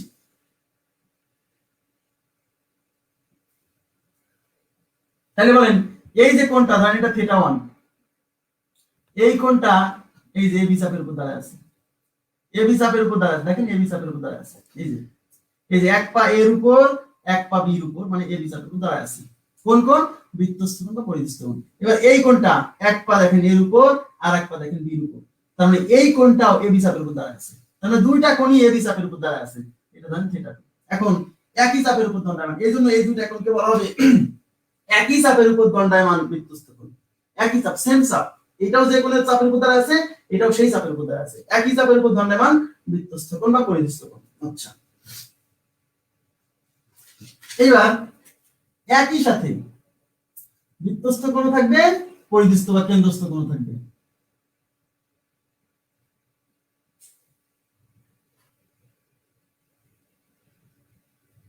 এই যে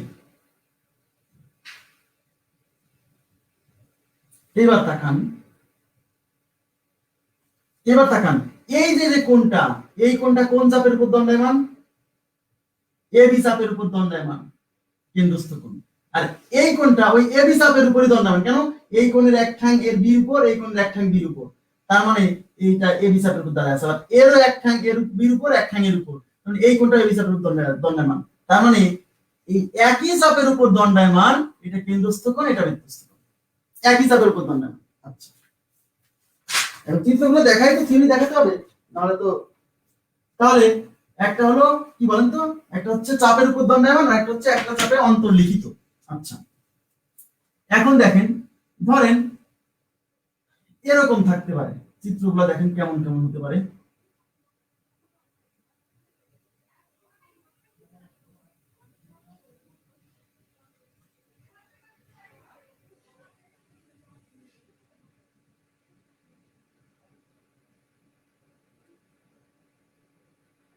এই দেখেন,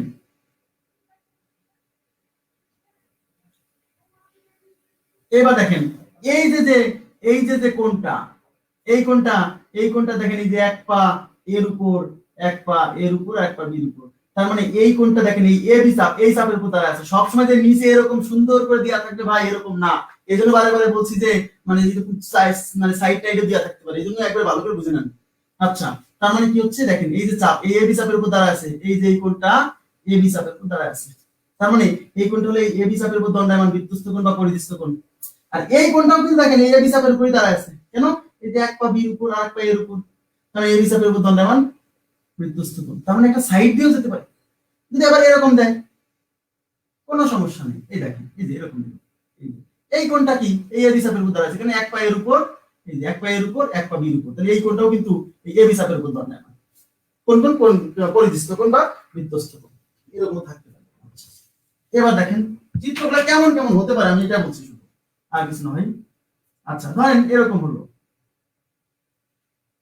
আচ্ছা দেখেন, ধরেন এরকম দেওয়া থাকলো,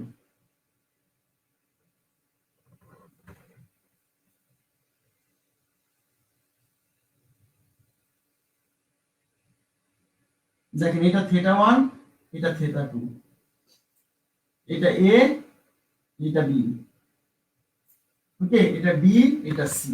এবার তাকান, এবার আরো ভালো করে বুঝতে পারবেন বিষয়টা।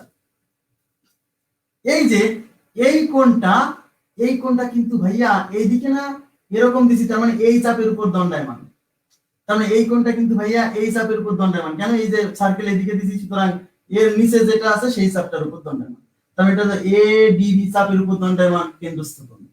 ভাইয়া এই কোণটা কিন্তু, হ্যাঁ এই কোণটাও কিন্তু এই এ ডিবি চাপের উপর দণ্ডায়মান, কোন কোণ? বৃত্তস্থ কোণ। কিন্তু এই কোণটা কিন্তু এই এসিবি চাপে অন্তর্লিখিত। আবার বলছি, এসিবি চাপে অন্তর্লিখিত, আর এই এডিবি চাপে দণ্ডায়মান। বোঝা গেছে বিষয়টা? একই সাথে কেন্দ্রস্থ কোণ বৃত্তস্থ কোণ একসাথে দেখছি আমরা। আচ্ছা, লাস্ট চিত্র, তারপর আমরা থিওরিতে চলে যাব। হ্যাঁ, আমি জানি আপনারা চিত্র দেখতে দেখতে মানে খুব ক্লান্ত হয়ে গেছেন, কিন্তু আসলে ক্লান্ত হওয়ার কিছু নেই, এই চিত্রগুলা বারে বারে আসবে, তো আমি এর জন্য এটাকে ক্লিয়ার করছি। আবার মাপটা লিখছে না।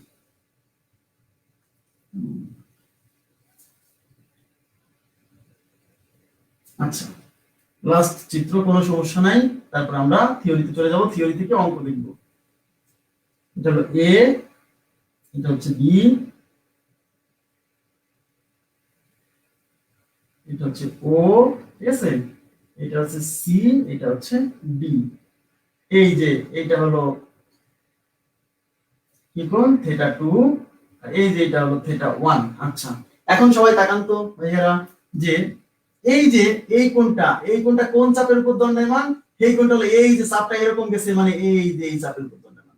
শুনেন এইখানে যেরকম চাপ হবে এই এর অপোজিটে যেরকম আছে এরকম হইছে না, তার মানে এরকম এই যে এটা, তার মানে এই কোণটা হলো এই চাপের উপর দণ্ডায়মান। আমি আবার বলছি যে কোণের চাপটা যেরকম হবে ওই চাপ যে চাপটা ওই রকম আছে তার উপর দণ্ডায়মান, তাহলে কেন্দ্রস্থ কোণ। অনেকে বোঝে না যে ভাই এটা আবার কার উপর দণ্ডায়মান, আরে ভাইয়া এটা এই চাপের উপর দণ্ডায়মান। বোঝা গেছে কি বিষয়টা? আচ্ছা এখন দেখেন এই কোণটা কার উপর দাঁড়ায় আছে, হ্যাঁ এই কোণটাও এই যে চাপ এরকম হয়েছে তাহলে এই চাপের উপর দাঁড়ায় আছে, কিন্তু এই কোণটা কিন্তু এই এসিবি চাপে অন্তর্লিখিত, কারণ এই কোণটা হলো এই এডিবি চাপে দণ্ডায়মান আর এই এসিবি চাপে অন্তর্লিখিত। ক্লিয়ার? তাহলে এটা হলো বৃত্তস্থ কোণ বা পরিধিস্থ কোণ, আর এটা হচ্ছে কেন্দ্রস্থ কোণ। এখন আমরা থিওরিতে চলে যাব, ভেরি ভেরি ইম্পর্টেন্ট থিওরি করব এখন, ঠিক আছে? এই যে চাপ বৃত্ত চাপের উপর দণ্ডায়মান কেন্দ্রস্থ কোণ বৃত্তস্থ কোণ এই যে বিষয়গুলো বুঝলাম, এখন এগুলো থিওরি দেখব, থিওরি দেখার পরে অঙ্ক।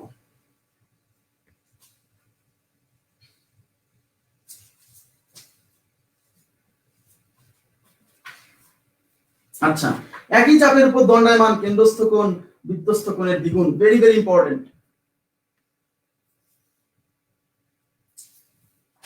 আচ্ছা দেখি কি করা যায়। প্রবৃদ্ধ কোণ হতেই পারে 180 চেয়ে বড়, কোথায় প্রবৃদ্ধ কোণ? একটা প্রবৃদ্ধ কোণ, একটা তো প্রবৃদ্ধ না, দুটাই প্রবৃদ্ধ হতে পারে না, দুটাই স্থূল, একটা স্থূল কোণ একটা প্রবৃদ্ধ কোণ। প্রবৃদ্ধ কোণ একটা হতে পারে, কেন্দ্রস্থ কোণটা প্রবৃদ্ধ কোণ ছিল, হতেই পারে, অস্বাভাবিক কিছু না। আচ্ছা একই চাপের উপর দণ্ডায়মান কেন্দ্রস্থ কোণ বৃত্তস্থ কোণের দ্বিগুণ, ঠিক আছে? আর 2 নম্বর আছে একই চাপের উপর দণ্ডায়মান বৃত্তস্থ কোণ বা পরিধিস্থ কোণ কেন্দ্রস্থ কোণের অর্ধেক। Very very important theory, very very important theory. বলা যায় না বিশেষ পরীক্ষাতে এই থিওরি থেকে প্রশ্ন হতে পারে, এমনও হতে পারে। হ্যাঁ এতবারই আসছে, আপনারা প্রশ্ন ব্যাংক খুললে বুঝতে পারবেন, কোনো সমস্যা নাই। আচ্ছা একই চাপের উপর দণ্ডায়মান, প্রথম কথা হলো একই চাপের উপর দণ্ডায়মান, এই কথাটা মাথায় রাখতে হবে। একই চাপের উপর দণ্ডায়মান, দেখেন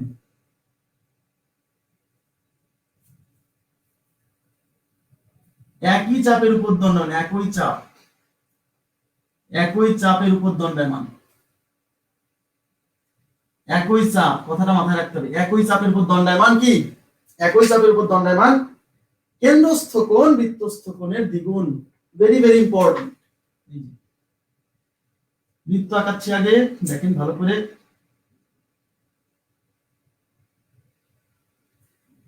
বলছে একই চাপের উপর দণ্ডায়মান কেন্দ্রস্থ কোণ বৃত্তস্থ কোণের দ্বিগুণ, তাহলে আমরা একটা চাপ আঁকাচ্ছি, ধরেন এটা এবি চাপ, এবি চাপ, এই এবি চাপের উপর দণ্ডায়মান, একই চাপের উপর দণ্ডায়মান কেন্দ্রস্থ কোণ নিতে হবে, আবার একই চাপের উপর দণ্ডায়মান বৃত্তস্থ কোণ নিতে হবে। তাই ধরেন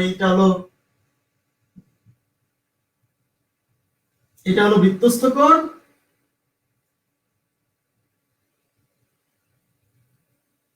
আর এটা যদি কেন্দ্র হয় তাহলে এটা হলো কেন্দ্রস্থ কোণ, এটা কেন্দ্রস্থ কোণ, এটা বৃত্তস্থ কোণ। তার মানে ঠিক আছে। আচ্ছা তাহলে এটা হলো কেন্দ্রস্থ কোণ, কেন্দ্রে আছে ভাই, এটা কেন্দ্রে থাকলে কেন্দ্রস্থ কোণ, আর এই বৃত্তের কাছে থাকলে যেটা বৃত্তস্থ কোণ, এটার নাম দিলাম সি। মানে অঙ্কে বলছে যে দেখেন, দেখে বড়, এটাকে বড় মনে হচ্ছে না? আগে কমন সেন্স অ্যাপ্লাই করেন, আগে কমন সেন্স গ্রো করেন। হ্যাঁ যে এই কোণটা বড়, তাহলে এটা বড় হবে, এটা ছোট হবে। অনেকে মনে রাখতে পারেন আচ্ছা কোন টাকার দ্বিগুণ, হ্যাঁ এরকম মুখস্থ করছে যে কেন্দ্রস্থ কোণ বৃত্তস্থ কোণের দ্বিগুণ। ভাই মুখস্থ করার দরকার নেই, একটা দ্বিগুণ তো হবে বা একটা অর্ধেক তো হবে। আপনি যদি কমন সেন্স এইটুকু থাকে যে এটা হলো বড়, তার মানে এটা হবে দ্বিগুণ, কার দ্বিগুণ? এটা দ্বিগুণ। আপনি এটা কিন্তু সবাই জানে যে একটা দ্বিগুণ, কিন্তু পরীক্ষা হলে যায় উল্টাপাল্টা করতেছে। আচ্ছা কেন্দ্রস্থ কোণ পরিধিস্থ কোণের দ্বিগুণ নাকি পরিধিস্থ কোণ কেন্দ্রস্থ কোণের দ্বিগুণ? কেন ভাই? এটা তো দেখে চেহারা দেখে মনে হচ্ছে একই চাপের উপর দাঁড়ায় থাকলে এই কোণটা কি হবে? এই কোণের চেয়ে বড় হবে, তাহলে এটা হবে দ্বিগুণ, এটা হবে অর্ধেক। প্লাস কিন্তু আমরা দেখবো। এবার তাকান সবাই, মনোযোগ দিবেন প্লিজ। এখন প্রশ্নে বলা হচ্ছে যে একই চাপের উপর দণ্ডায়মান হতে হবে, কিন্তু একই চাপ সেম চাপের উপর দাঁড়ায় থাকতে হবে। তার মানে এই কোণটা যে চাপের উপর দাঁড়ায় আছে, এই যে এবি চাপের উপর দাঁড়ায় আছে, এই কোণটাও সেই চাপের উপরে দাঁড়ায় থাকতে হবে। একই চাপের উপর দণ্ডায়মান এই কেন্দ্রস্থ কোণ এই বৃত্তস্থ কোণ বা পরিধিস্থ কোণের দ্বিগুণ, মানে এইটার মান যদি থিটা হয় তাহলে এটা হবে কি 2 থিটা। এই হলো কনসেপ্ট, বুঝা গেছে? তার মানে এটা যদি কেন্দ্র ও হয় তাহলে এই কোণের নাম কি? এই কোণের নাম হলো ভাইয়া এ ও বি। তার মানে কোণ এ ও বি এইটা নাকি এই কোণের নাম কি ভাইয়া এ সি বি, তার মানে কোণ এ সি বি এর দ্বিগুণ। ভেরি ভেরি ইম্পর্টেন্ট, আমি বোঝাই দিব, কোনো সমস্যা না, আপনি শুধু মাথায় রাখবেন এই যে থিওরিটা, এই কোণটা এই কোণের দ্বিগুণ, অর্থাৎ এই কোণের সাথে 2 গুণ করার পরে আমি এই কোণের মান পাবো, এটা তো ছোট ছোট। ওকে, আচ্ছা এখন দেখেন কিভাবে জিনিসটা ছোট্ট, মাত্র 3 লাইনে আপনি বুঝে যাবেন যে এই জিনিসটা এরকম, অনলি 3 লাইন লাগবে। হ্যাঁ দেখেন কিভাবে, দেখেন। তো এই জন্য যারা মুখস্থ করে যে কেন্দ্রস্থ কোণ পরিধিস্থ কোণের দ্বিগুণ, কেন্দ্রস্থ কোণ পরিধিস্থ কোণের দ্বিগুণ, এই পরিধিস্থ কোণ কেন্দ্রস্থ কোণের অর্ধেক, ঠিক আছে ভাই, বহিস্থ কোণ তো কি জিনিস বললাম না। আচ্ছা যাই হোক, আমি আমি যেটা বলছি সেটা শুনুন, সেটা হচ্ছে যে এভাবে মুখস্থ না করে জিনিসটাকে বোঝেন, চিত্র আঁকলে বোঝা যাচ্ছে যে এটা তো বড়, এটা বড় আর এটা ছোট, আর বড়টা তো দ্বিগুণ হবে, কার দ্বিগুণ, এটা দ্বিগুণ হবে, এটা দ্বিগুণ হবে, তাহলে এটা কি হবে, অর্ধেক হবে, দ্বিগুণ বা অর্ধেক, এটা মাথায় আছে, কিন্তু ওই যে ভুলে যাচ্ছে বারে বারে। মাথায় রাখবেন কেন্দ্রটা বড় আর এই পরিধিটা ছোট। ওকে, আচ্ছা এখন দেখেন কিভাবে জিনিসটাকে আমরা দেখাতে পারি যে আসলে ঘটনাটা কেমন ভাবে হচ্ছে। সবাই মনোযোগ দেন, আমি বৃত্তটা আবার আঁকাচ্ছি, ভালো একটা পরিষ্কার বৃত্ত আঁকাচ্ছি শুধু বোঝার স্বার্থে।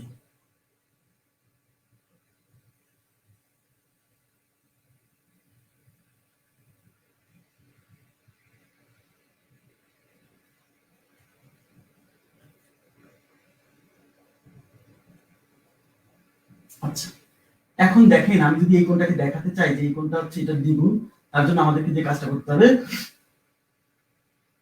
একটা ত্রিভুজ আঁকাতে হবে সেন্টার দিয়ে,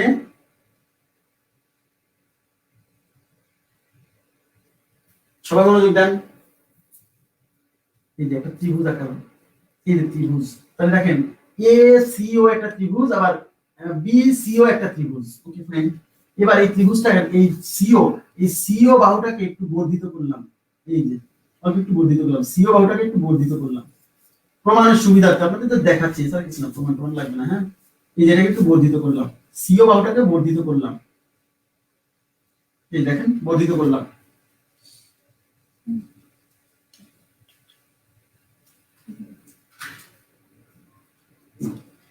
আচ্ছা এবার দেখেন, সবাই মনোযোগ দেন, এখন আমাকে বলবেন যে এই যে কোণটা, আবার বলছি দেখেন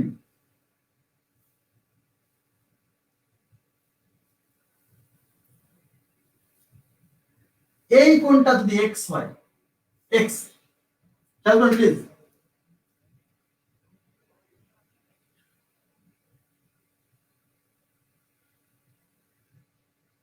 আচ্ছা এই কোণটা যদি এক্স হয় তাহলে এই কোণটাও এক্স হবে,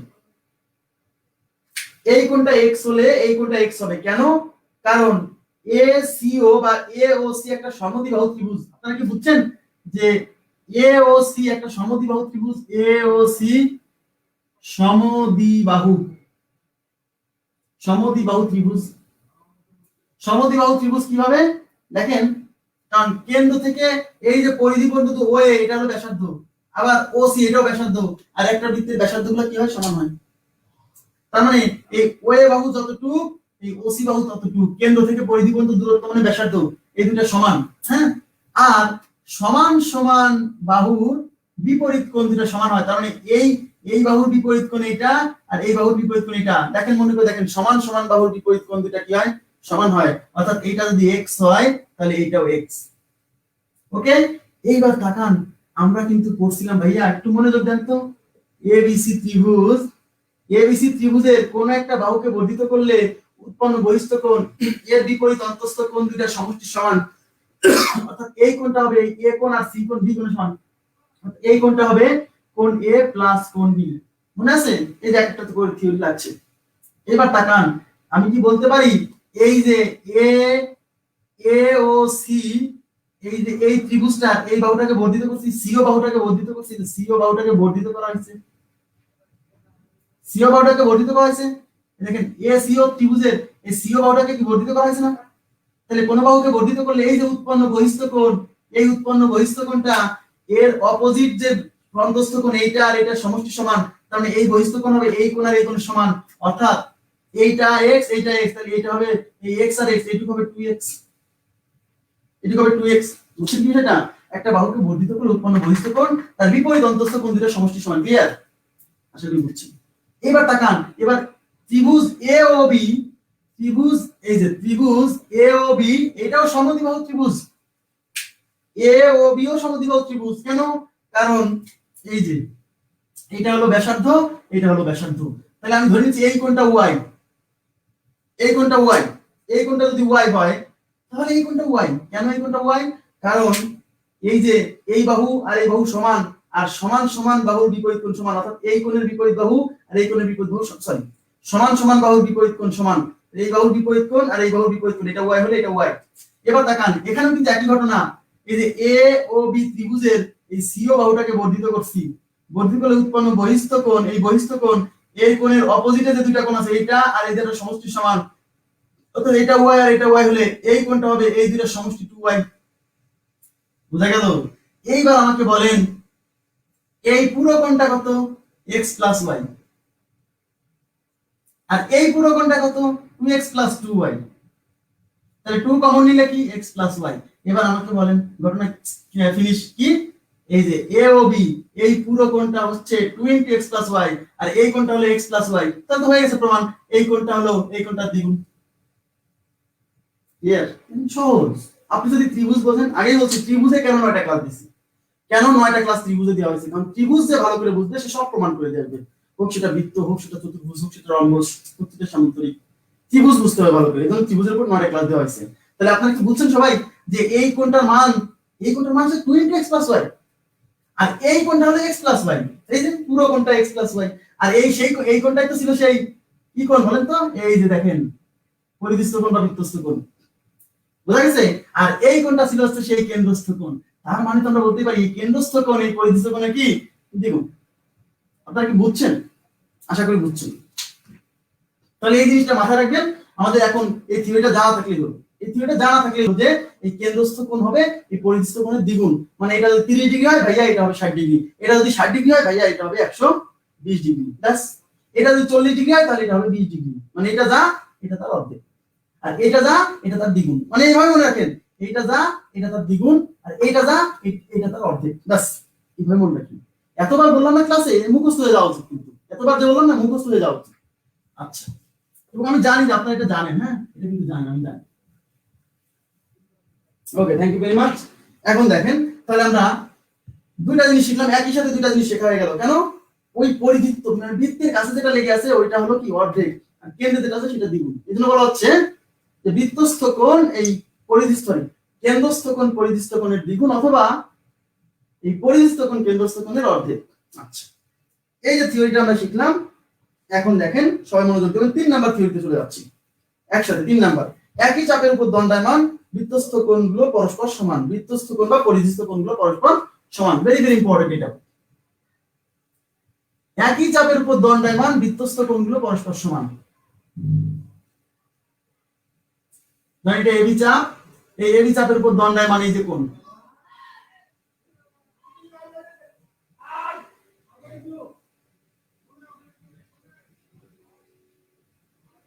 আচ্ছা দেখেন, আচ্ছা এতগুলো আঁকানো হয়েছে। এই একই চাপের উপর দণ্ডায়মান মানে অনেকগুলো পরিধিস্থ কোণ, এটা দেখেন এই একটা এই একটা, এটা যদি থিটা হয় এটাও থিটা এটাও থিটা, একই চাপের উপর দণ্ডায়মান সব পরিধিস্থ কোণ বা বৃত্তস্থ কোণগুলো সমান, সবগুলো সমান। একই চাপের উপর দণ্ডায়মান এই বৃত্তস্থ কোণগুলো কি হবে? পরস্পর সমান হবে। অর্থাৎ এইটার মান যদি 30 ডিগ্রি হয় এটাও 30 ডিগ্রি এটাও 30 ডিগ্রি। ক্লিয়ার বিষয়টা? আচ্ছা, একই চাপের উপর দণ্ডায়মান বৃত্তস্থ কোণগুলো পরস্পর সমান।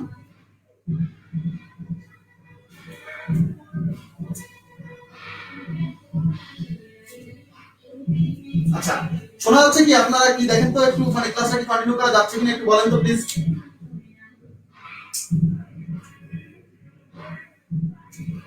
মানে এখানে ক্লাসটা নেওয়া যাবে নাকি অসুবিধা হচ্ছে একটু বলেন প্লিজ।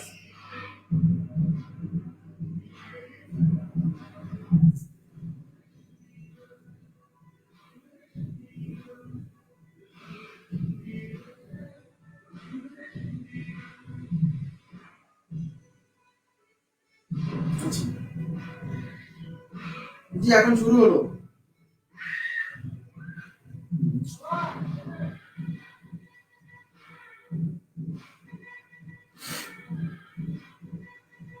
আচ্ছা, থ্যাংক ইউ ভেরি মাচ।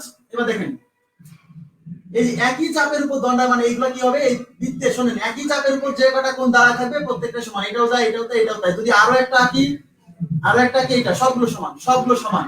প্রশ্ন হচ্ছে কেন সমান?